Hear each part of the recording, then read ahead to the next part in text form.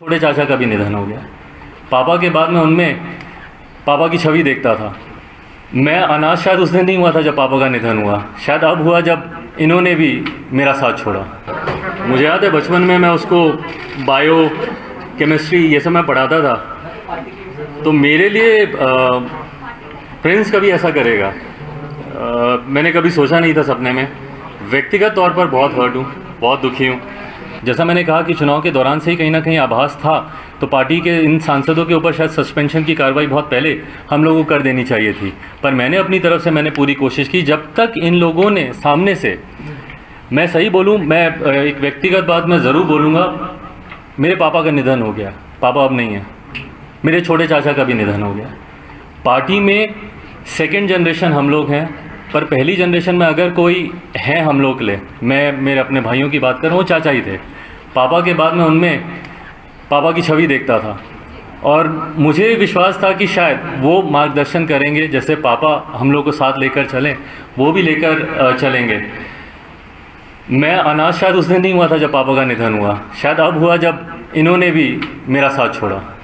मुझे याद है बचपन में मैं उसको बायो केमिस्ट्री ये सब मैं पढ़ाता था, तो मेरे लिए प्रिंस कभी ऐसा करेगा मैंने कभी सोचा नहीं था सपने में। व्यक्तिगत तौर पर बहुत हर्ट हूँ, बहुत दुखी हूँ। चिराग जी, क्या नीतीश कुमार को सीधे आप जिम्मेदार मानते हैं आपकी पार्टी में फूट के लिए? और दूसरा सवाल ये है कि बीजेपी के नेताओं को पूरी तरह से क्लीन चिट देते हैं जो आपकी पार्टी के अंदर हुआ, क्योंकि आप एक तरफ कह रहे हैं कि ये पार्टी का अंदरूनी मामला है, लेकिन दूसरी तरफ तो आप जेडीयू के नेताओं को जिम्मेदार ठहरा रहे हैं। नीतीश कुमार को सीधे जिम्मेदार? मैं एक बात मैं स्पष्ट कर दूं, जब आप बोलते हैं नीतीश कुमार जी को आप सीधे जिम्मेदार, कहीं ना उसमें मेरे पक्ष को कमज़ोर आंका जाता है।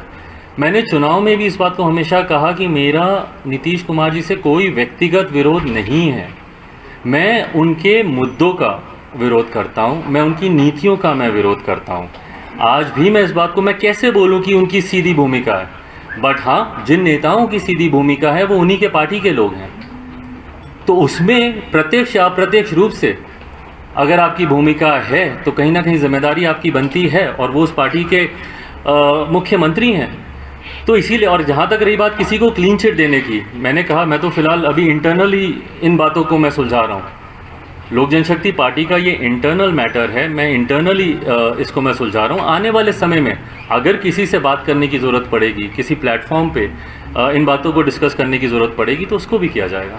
स्वाति पटेल का नाम क्यों लिखा? हमने बार-बार ये सवाल पूछा, आपने स्वाति पटेल का जिक्र क्यों किया जो अपने आदरणीय चाचा जी को आपने पत्र लिखा? वो सवाल पूछ रहे। दूसरा ये कि जब आपने ये कह दिया था ये लीगल मामला है, आप लोग दोनों लोग पुलिस के पास चले जाइए, तो फिर आपने पत्र में क्यों नाम लिखा और आपने कोई कार्रवाई की?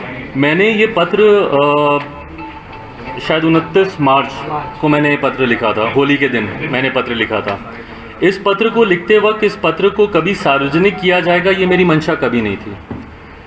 कल भी जब मैंने इस पत्र को अपने ट्विटर हैंडल से जब मैंने इसको अपलोड किया, उसमें मेरी इंटेंशन इनके बारे में या इनके विषय को साझा करने की नहीं थी। ये एक संजोग ऐसा था कि पूरे उस 4 पन्ने के पत्र में एक विषय ऐसा आया, एक पैराग्राफ ऐसा आया जहाँ पे इनके उस घटना चक्र का भी जिक्र था। उसको अपलोड करने के बाद जैसे ही मुझे इस बात की जानकारी मिली कि संभवतः उनका नाम गया है इसमें, अपनी नैतिक जिम्मेदारी